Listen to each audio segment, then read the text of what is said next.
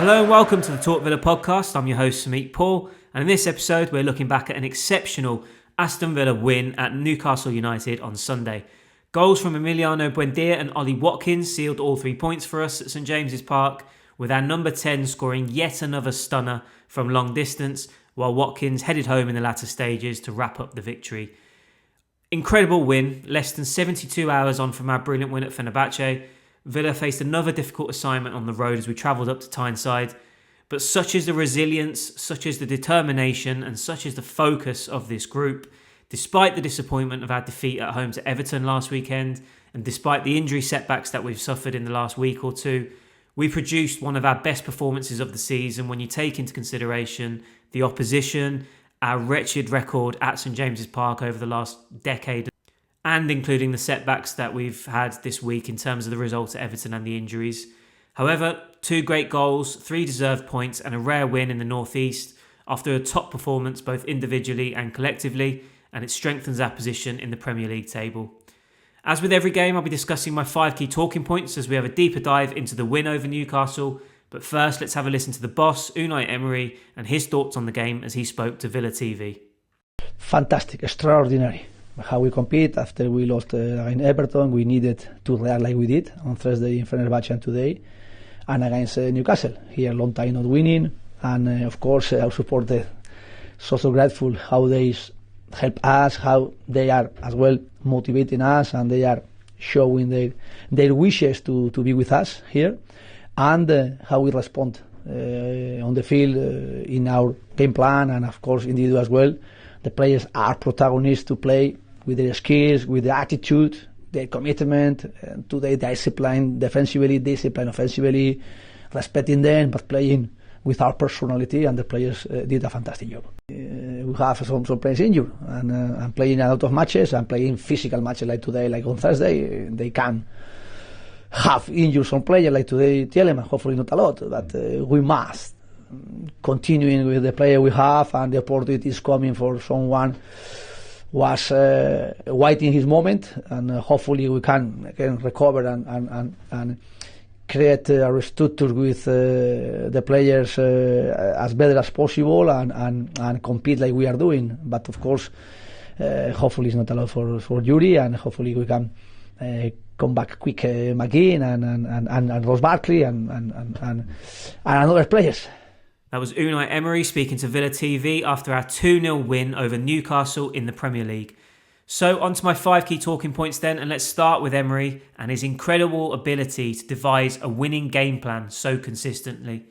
It's not the first time, and it certainly will not be the last, that we're looking back at an Emery tactical masterclass as he continues to devise these successful game plans that are not only tailored to nullify the threat of the opposition, but also to exploit their weaknesses on any given day. The players deserve real credit for the effort they put in because they executed the game plan so well, but it starts with Emery's preparation and his ability to identify those intricate little details as to where we can have success against teams. Morgan Rogers recently spoke about it in an interview, how it's the little details that Emery goes through and prepares his players with that makes the difference in the end. And you can see another example of this in this game. I thought through the positioning of individuals, particularly in midfield, where our box shape just consistently caused Newcastle problems. The patient, incisive build-up play. You saw it in effect for Buendia's goal in the lead-up to it. I think it was Onana, Tielemans, Rogers and then Buendia all touched the ball before Buendia lashed it home. You can also look at the organisation, the discipline of our defensive shape and system. And it's just no surprise that the Villa boss continues to get praised by his players for the way that he's able to put them in a position to go out and win, because it all starts with him and then the players follow that up. On to the second point, and that is Emiliano Martinez being decisive on his return to the Villa 11. Now, I've criticised Martinez at times this season, particularly after the costly errors that he's made, and the in and out of the team through injuries, obviously a frustration, and we need that consistency between the posts. But it's only right that he gets the credit when it's due, and it was undoubtedly due this weekend. He returned to the starting lineup after missing out at Fenerbahce due to injury, and he produced 2 outstanding and critical saves in the first half at Newcastle. Aside from the fact that they were just brilliant stops in their own right, the timing of both of them was absolutely critical to the outcome. The first one was the outstretched leg to deny Sandro Tonali in the very first minute of the game, That was absolutely decisive. Had Newcastle gone ahead so early in the game, you can just imagine it now, how the entire complexion of the game would have changed. You're talking about the atmosphere, the crowd would have been right up for it. Newcastle would have then played with more confidence, more freedom, putting sustained pressure on us and forcing us to change our game plan. Just before half-time, Martinez stepped up again with another vital save to keep our lead in going into the break. Again, such a potentially momentum-swinging moment in the game. Newcastle equalised just before half-time. They go in the ascendancy. They come out renewed and on top. But he produced the quality that was needed to keep us ahead. And I thought those were massive, massive moments in this game. On to the third point, and that is our versatile defensive unit being solid once more. So despite the changes in personnel from midweek, Villa's backline is so well drilled, so well organised and disciplined that we're now consistently performing at a really high level as everyone knows their role within the system whenever they come into the team. I thought Ian Maatsen and Matty Cash were diligent and dogged throughout this one in containing Newcastle's threat. I thought much of their threat came in wide areas and we forced them to go that way by packing central areas and making them go wide and cross it in. And I thought Maatsen and Cash were really, really good with their defensive work in this one.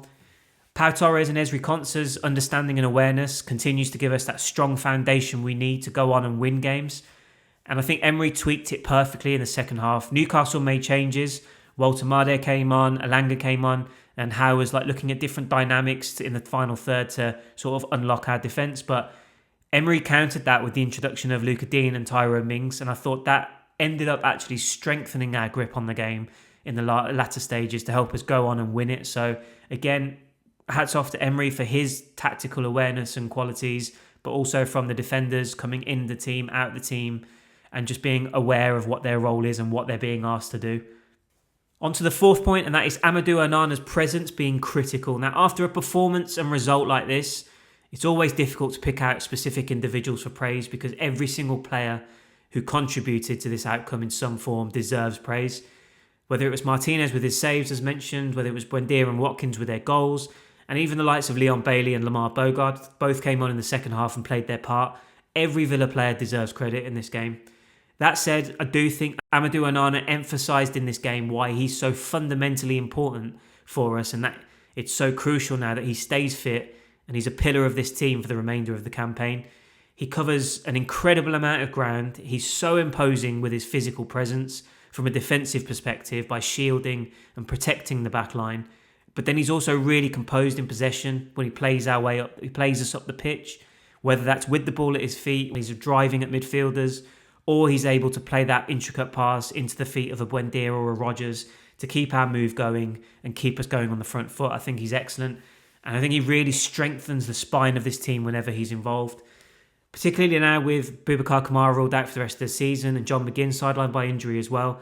It's just great to have Onana back in the Villa starting lineup and fingers crossed he's now able to be a mainstay in the team between now and the end of the season.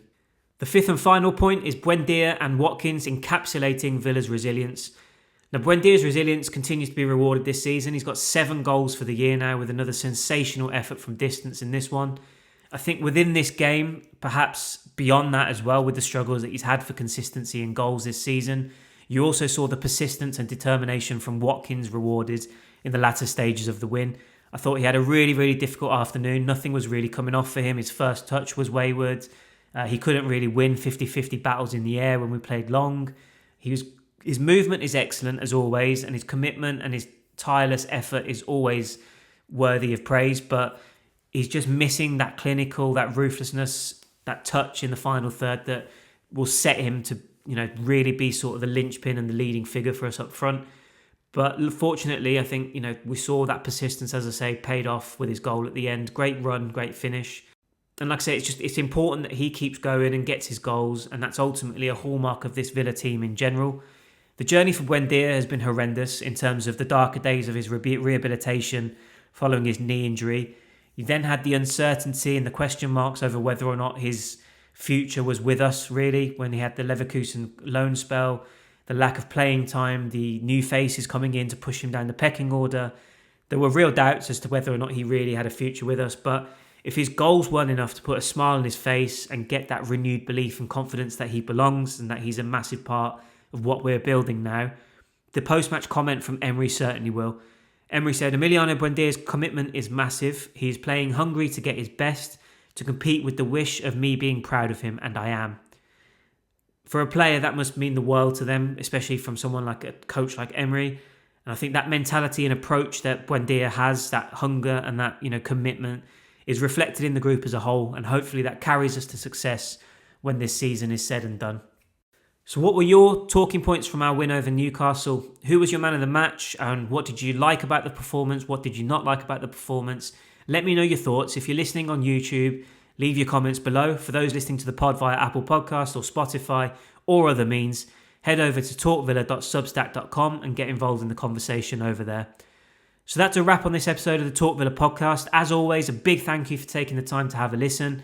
Please do subscribe to the pod or channel depending on where you're listening. As I say, that's either on Apple Podcasts, Spotify or YouTube. Give the episode a like or leave a positive review if you've enjoyed it. It all helps the channel grow. Sign up to the Talk Villa Plus newsletter on Substack for ad-free Villa news, opinions and analysis, all delivered directly to you. And there is also an option of a paid subscription for bonus content. All the details will be in the description of this podcast, but for more, please go to talkvilla.substack.com and subscribe. So, back-to-back impressive wins for Villa as we see off Fenerbahce and Newcastle on the road in less than 72 hours. Fortunately, 5 of our next 6 games across all competitions are at home, starting with RB Salzburg in the Europa League on Thursday night. It's been such a brilliant response from Emery in the group after the disappointment of losing to Everton and the injury setbacks. But what a response we've seen from them this past week. I'll be back later this week to recap and analyse the Salzburg game and then our clash with Brentford next weekend. But until then, villains, enjoy yet another fantastic win, a brilliant result on the road, and up the Villa.